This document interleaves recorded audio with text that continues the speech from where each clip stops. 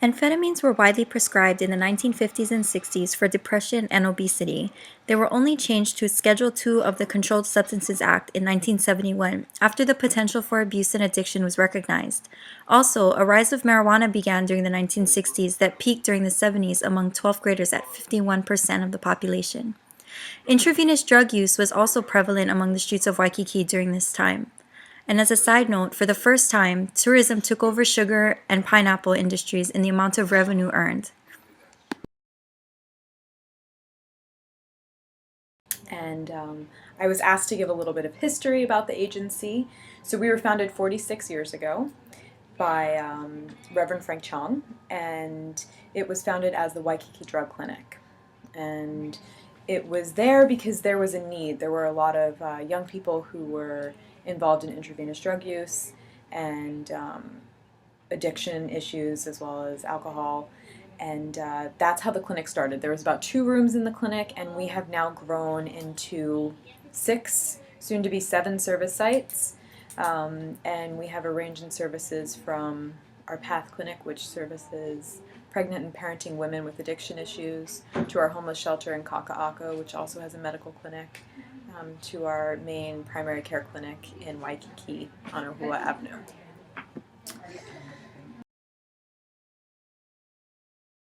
From the 1970s to the 80s, the Waikiki Drug Clinic evolved into a multi-service health center. They began offering expanded primary and preventative care. The clinic became a 501c3 nonprofit agency. The Waikiki Drug Clinic changed its name to Waikiki Health Center during a rebranding, and Reverend Frank Chong served as the executive director. From the 80s to the 90s, the health clinic moved to Ohua Avenue for better accommodations to serve their patients. The health center began operating the state's only 330H Healthcare for the Homeless program, called Caravan, which subcontracts to several other Hawaii health centers. In 1986, they began the Friendly Neighbors program to assist Waikiki's older seniors, and in 89 established the Youth Outreach program, providing services and support to homeless teenagers. From 1991 to 2010, the Waikiki Health Center upgraded to electronic health records. They incorporated traditional Hawaiian healing into their primary care program. Through federal funding, the development of the Caravan program allowed them to take the privacy of the clinic to the beaches and rural areas of Oahu to serve the homeless wherever they were situated, and expanded to a total of 15 exam rooms, including the development of a new pharmacy. From 2011 to now, they began operating the PATH Clinic and the Next Step Shelter. They rebranded again as just Waikiki Health and established their first dental clinic, which will open in 2014. Waikiki Health introduces primary medical care, pediatrics, and a family literacy program, among other services. Waikiki Health also acquired a patient transport vehicle to shuttle patients among the agency's growing number of clinics and program locations to increase their access to care.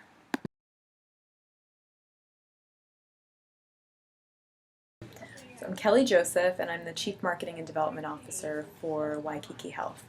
And I've been here for a little over a year now, and so my job is to handle all the fundraising for the agency, all of the marketing, public relations, and advertising. My name is Michelle Ip. I'm the program supervisor for Caravan, Waikiki Health. I oversee the location, I oversee the staff there, the drop-in center, medical side of things, and our outreach team when they go out. I deal with client issues, client questions.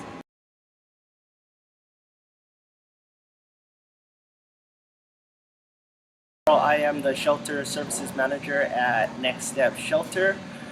Next Step is an emergency shelter operated and managed by Waikiki Health. I oversee the social services here at Next Step, and also oversee the intakes as well. Our goal is to house individuals, get them connected to appropriate services, get people income, jobs, the whole 9 yards.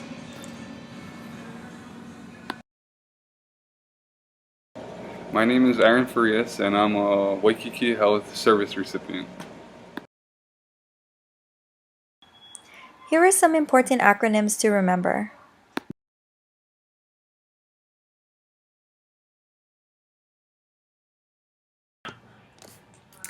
So we are now a federally qualified community health center, and what that means is we receive money from the federal government, and our reimbursement rates for Medicare and Medicaid are actually higher than a traditional primary care provider. And what that does is it gives us the opportunity to care for more patients, and especially many patients who maybe fall into the gap group, who are uninsured, who don't have insurance, which that will change with Affordable Care coming out.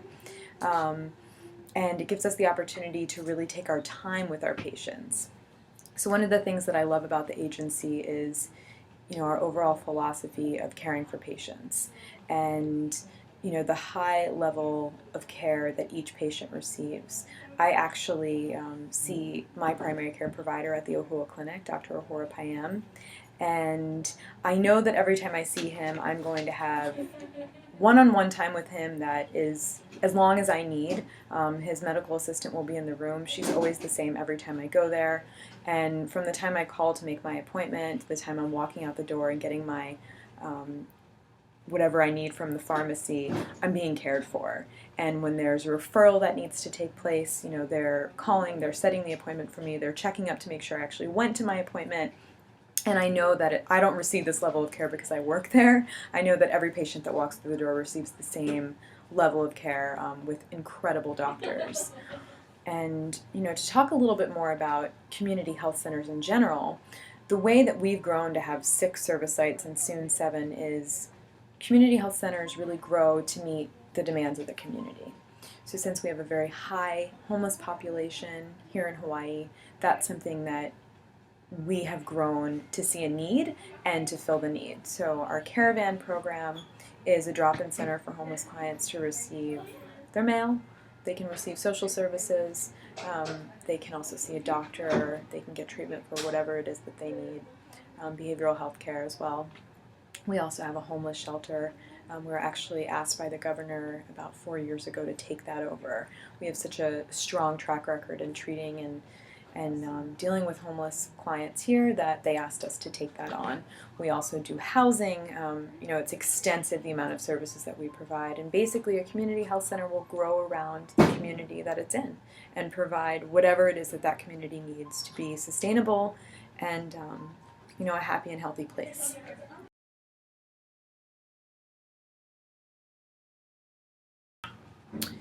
So as a community health center and as one of the 14 FQHCs here in Hawaii, we actually fall under HRSA, which is a federal government entity, and they are our oversight. So they provide all sorts of guidelines and best practices and things that we as an agency need to follow and our medical providers need to follow to make sure that we are providing the best possible care to each patient that walks through the door.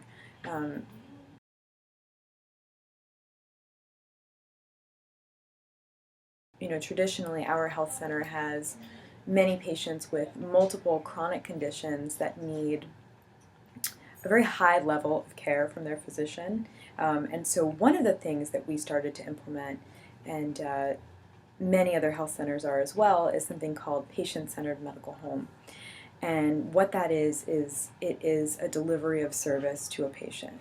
And it means that we do a lot of things on the back end at the health center to make sure that we're providing that highest level of care in the shortest amount of time, and that it's continuous. So from the time our physicians come in the morning, they're reviewing their charts with their medical assistants. They're seeing, okay, I need to see this patient, and they're due for their flu shot. They're due for a pap smear, and I need to follow up with them on their diabetes and see how that's doing. So it's really looking at every aspect of a patient, and not just focusing on the issue that they've come in for, but really looking at them as a person and how can you treat every aspect of it. If there's behavioral health, they'll be referred to a behavioral health professional. If they are smoking cigarettes, we'll refer them to our tobacco treatment specialist. If they need help with diet, we refer them to our nutritionist. And many of these services are actually included just in coming to our clinic. There's no additional cost to see our medical nutritionist. There's no additional cost to see our tobacco treatment specialist. So these are just all things that we provide that we know each patient will be able to take care of their health and be responsible for their health as much as possible, and be guided in the right direction for that. Now let's take a look at some client experiences.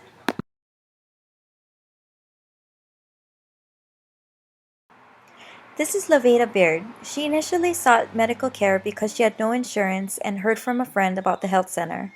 She has been with them for the last 2 years and continues to receive care from them. She had been previously diagnosed with depression and anxiety through the health center and received a referral to an outside resource for that. After her initial assessment appointment, she had been scheduled for a checkup by the next week.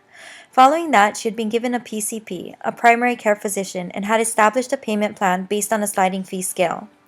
Levita was able to have her baby without complications and without stress of having no insurance, all due to Waikiki Health Center.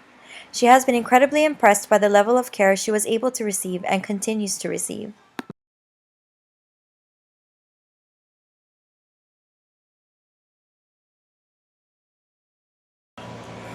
During our research, I was able to receive services at Waikiki Health. I went to the clinic to obtain medical coverage. On our first visit, I sat down with the application specialist who kept insisting I do my application online. I told her that I made the trip down here and I would like to have my paperwork processed today so I could set up an appointment. When she knew I would not budge, she became helpful and I was able to set up an appointment for the following week.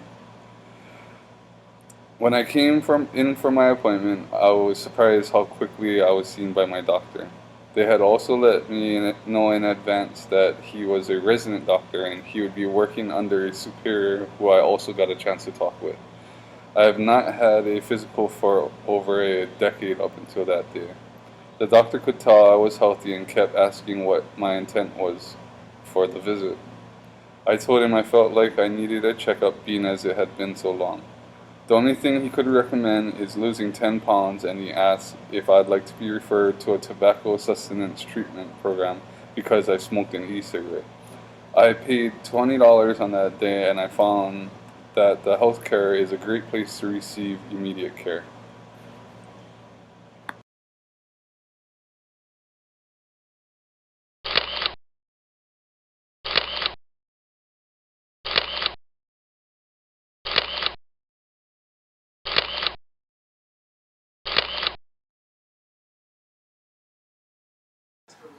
Now we're going to take a look at the comprehensive services the health center has to offer.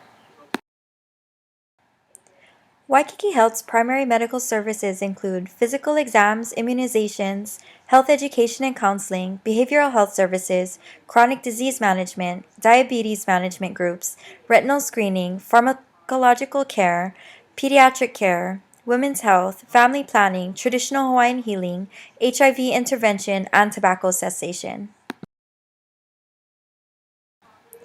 Waikiki Health and community health centers all over the island recognize the importance of treating both the mind and body as a whole. That is why they take an integrated approach in offering behavioral health services within each of their primary care clinics. There is an understanding of how severe and persistent mental health concerns, medical illness, and addiction can have a significant impact on oneself as well as one's family. Their services include adult outpatient counseling and therapy, care coordination, and outreach.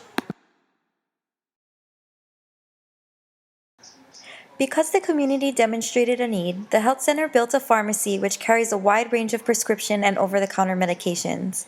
Most major insurance plans are accepted as payment, as well as on the sliding fee scale.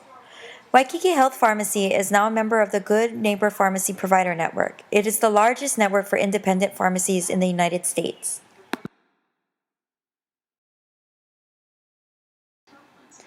Waikiki Health integrates medical services with traditional Hawaiian healing. It is available for patients at no cost. They have Lomi Lomi sessions, which is a spiritual laying of hands beneficial for many chronic conditions. They do Ho'oponopono, a spiritual counseling or kind of conflict resolution that provides positive solutions to problems of substance abuse, physical abuse, and other interpersonal issues.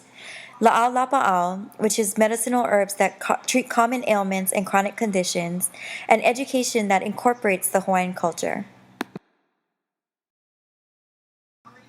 Waikiki Health offers a lot in the way of women's health, family planning, and pediatric care. For women and mothers, they offer confidential STD testing, prescription birth control, pregnancy testing, referrals for birthing, ultrasounds, pre and post planning, and nutrition counseling. For children, they offer physical exams, immunizations, and newborn care. Waikiki Health provides risk reduction counseling and testing as a part of the HIV/AIDS Early Intervention Services Outreach Program. HEIS also assists patients at substance abuse treatment centers on Oahu, Maui, Kauai, and the Big Island. The services they offer are free confidential testing, prevention, treatment, health education, medication counseling, and nutrition counseling. After an initial consultation, each patient receives a personalized plan for quitting that includes tobacco cessation treatment and non-judgmental continued support. The PATH Clinic also offers help to quit smoking. Women who are pregnant or have children 3 years or younger may participate for free.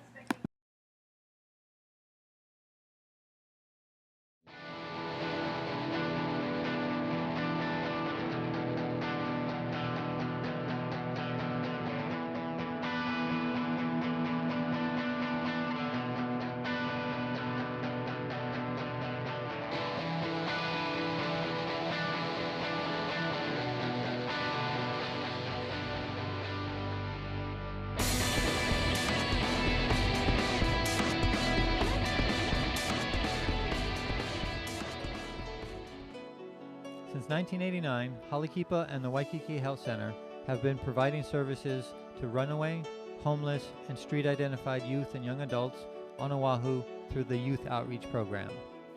YO provides street outreach, drop-in services, case management, and health and medical services to youth on a referral or walk-in basis.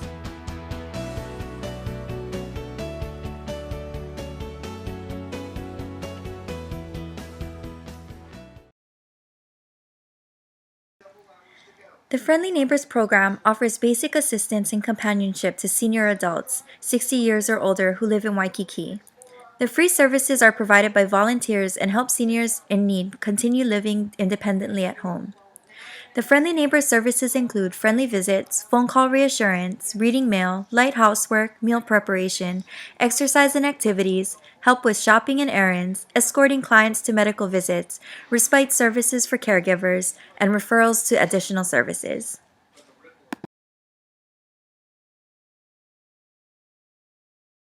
So, in talking about the Next Step Shelter, it is our emergency homeless shelter in Kaka'ako. We have room for 200 families, individuals, couples, men and women, and we can sleep about 200 people per night. And at any given time, we don't tend to be full. The family section is usually full, and the couple section is usually full, and the men and the women section really varies greatly.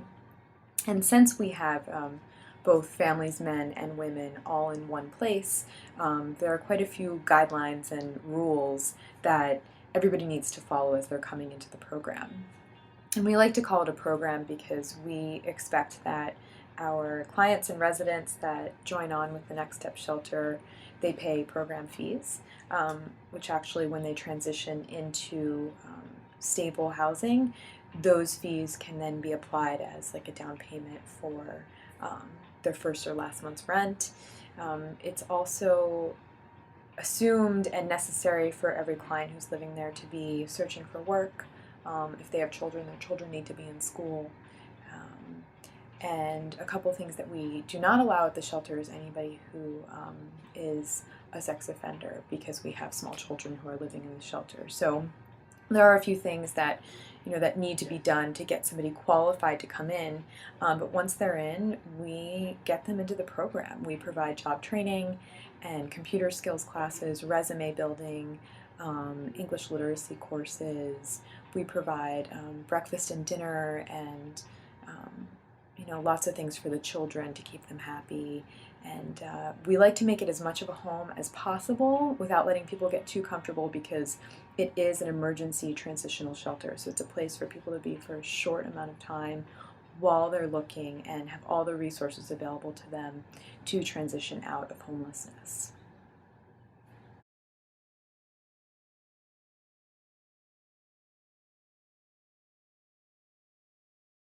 Okay.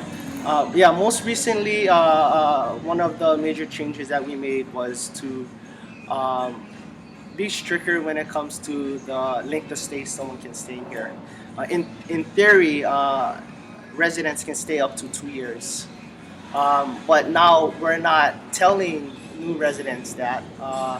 What we're doing is we're creating a 90-day service plan. And the residents who live in here, they have to show us progress. They have to be working on the goals on their service plan. And after 90 days or within that time frame, one of our member advisors, equivalent to a case manager, will meet with the client. And if they did not show us any progress, we will exit that individual. If they have showed us progress, we'll extend their 90-day to another month or another 90 days. So we're not allowing people to stay the full 2 years how it was done in the past.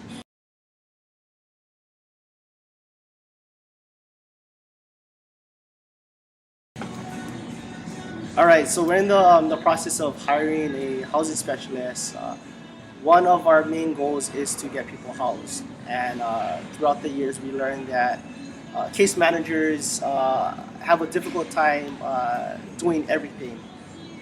Helping clients find jobs, helping them getting connected to services, and also housing them. So one change that we made was we hired an employment case manager. And that person strictly deals with helping our clients find jobs, find employment, getting them ready for interviews, and getting them ready for employment. And the second component to the social service team is hiring a housing specialist. So we're in the process of hiring and looking for that individual. And that person's main duty is to specifically and only house people.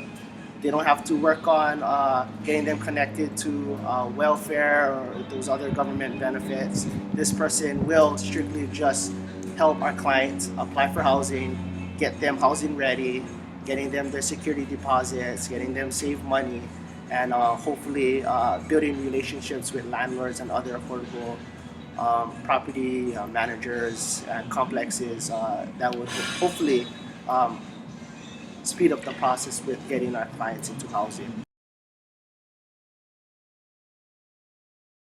The Next Step shelter in Kaka'ako may look empty now, but come nightfall, this space will be bustling with people and activity. About 200 people live here. 40 of them are children. Children in here are no different from children living in housing. The shelter provides mental health and substance abuse counseling and even job training and housing assistance. However, it is the most basic need that brings people in. So we also provide a hot meal and a warm shower and, of course, a safe place to lay one's head at night. The Kalema Mahu Ohana has been living in the shelter for 9 months. The family of 5 lives in 2 cubicles. Each are 6 feet by 8 feet. Dad is a former drug addict and admits to making some poor choices, which caused him to lose his job and home. He is now clean and has been for almost 4 years. He is grateful to have a second chance and says the shelter has brought his family together. Prior to this, my kid's been staying with my mom. It felt good when you can bring them home now. You can wake up next to them. You can see them grow in front of your eyes. To help Keola and his wife get back on their feet, they are taking advantage of some of the services offered at the shelter. Keola is learning how to landscape and grow his own food through what he calls the shelter's gardening club. His wife is getting experience in the janitorial and maintenance field through the shelter's job training program.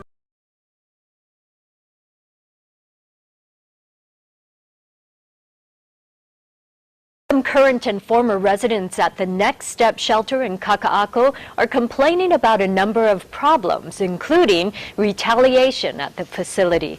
Jai Cunningham has more on some of their complaints. The residents held a meeting at the Kaka'ako Waterfront Park to let media know what they feel is wrong with the transitional shelter. I had one staff member tell me there's a hit list. I had another staff member pull up on me today and say they're scared, Robin. And I was like, well, I told you I was going to do this. And he was scared for his job. The meeting was sponsored by Representative John Mizuno, who has told some of the folks he will try and help, stressing that there are 2 sides to each story. It's okay to complain, and everybody has the right to, and we're not going to backlash, and there is no hit list. It's all about individual decisions and if you're following the rules or not, and the rules haven't changed. The residents just want their voices heard. There have been people that have been released from the program, I think, for unjustifiable situations that should have been handled in a different way. People that have been X'd out of that shelter for very minor, absurd rules that didn't have anything to do. No way being X on the street, that's for sure. Now, these folks don't want to see the transitional shelter torn down. They hope for some resolution. By this, somebody besides just like me and another person bringing attention, but just bringing attention to the problem and saying, okay, you know what, let's correct it. Jai Cunningham, KHON2 News, Hawaii's news leader.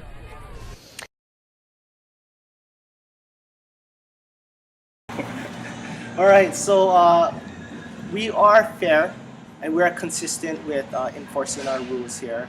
So if someone violates a rule, then of course they'll get the verbal warning. We'll let them know that is their first offense. If they continue violating the same rule, and depending on the severity of a rule violation, they could either be suspended or terminated.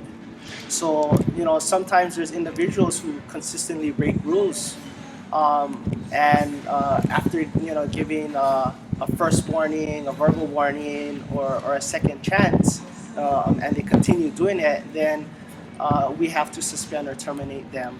And we're fair across the board, and we give chances, and we know that our clients, they need that reminders, they need those second chances, and if they don't want to meet us halfway, then you know, unfortunately some people do get suspended, and people end up getting terminated as well.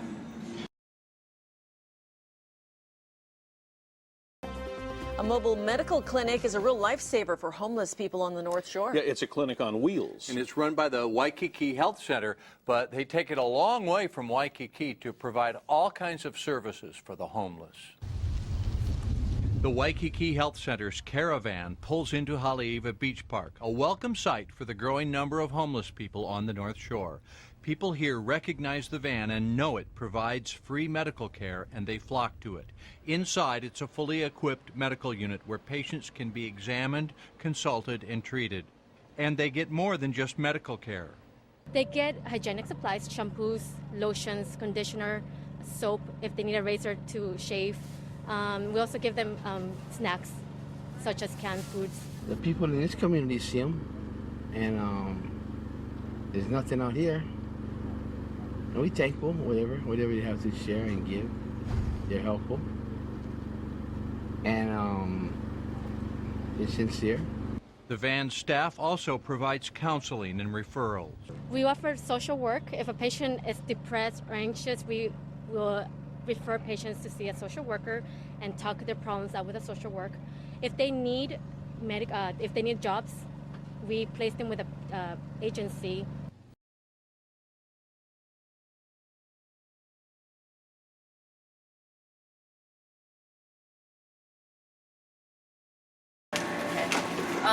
So since Caravan opened, it was just an outreach van that went out.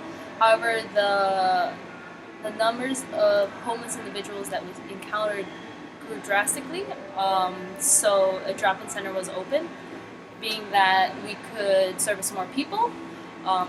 While going out on our outreach vans, we had an actual location that people could come and find us and receive services. So now we have medical, behavioral health, so we have a licensed clinical social worker, a substance abuse counselor, and we have social services, and that's where outreach workers work as well when they're not out in the vans.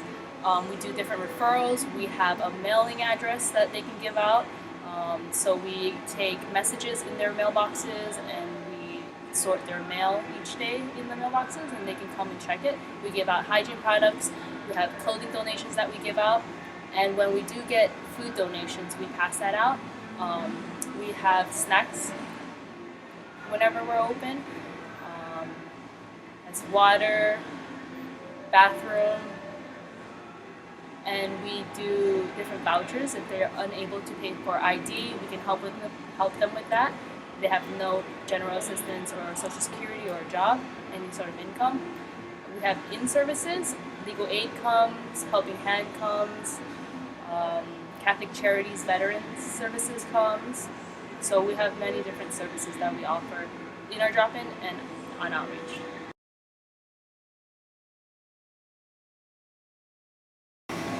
So currently, what I would like to see implemented or improved in Caravan, it would be nice to get a housing specialist, being that right now what we do, we're like foot soldiers, so we go and offer services and inform them about our services.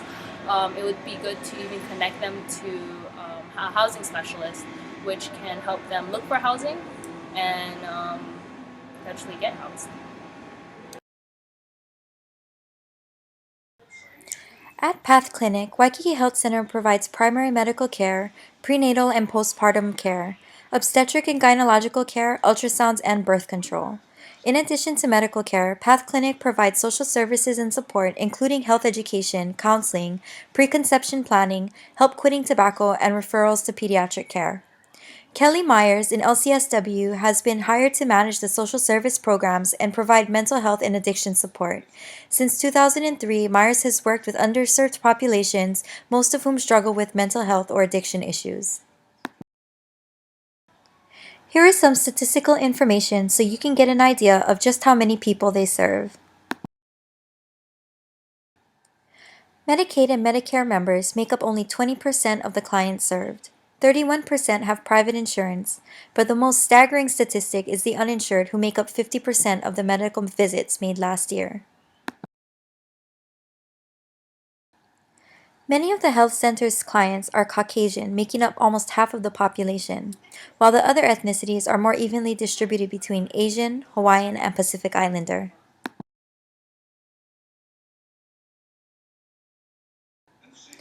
Last year, a total of 60,000 social service encounters were provided to 8,727 patients, of which 56% were from minority populations and 45% were homeless.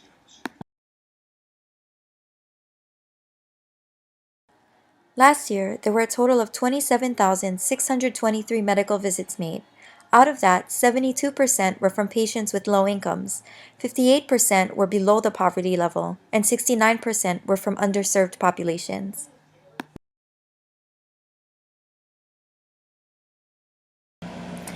The Waikiki Health Center and other community health centers are successful in reaching the underserved populations because they are able to receive grant aid through being a FQHC, a federally qualified health center. And it allows them to qualify for enhanced reimbursement for Medicare and Medicaid.